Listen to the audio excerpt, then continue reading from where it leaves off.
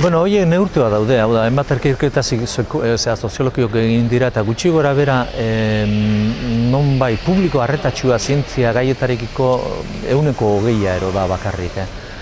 Gero badago beste 20% bat interesatu izan daitekena. Hau da, nonbait nahikoa neutroa dena, baina esate baterako Teknopolis programa ikusten duenean telebistan ez du kanala aldatzen.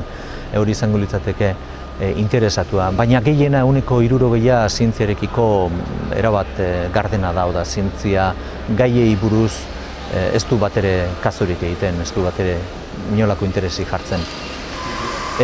Baina hala eta guztiz ere, zientziaren munduan, zientziarekiko nonbait hurbiltasun hori, nik uste duguna baino gehiago dela. Izan ere gu zientziak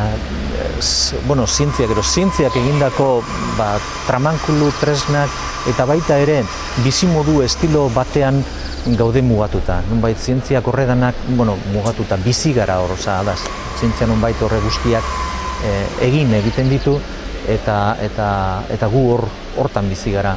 Beraz, nik uste du nahi ez izan zientziarekiko hurbiltasuna deno daukagula neurri batean edo bestean.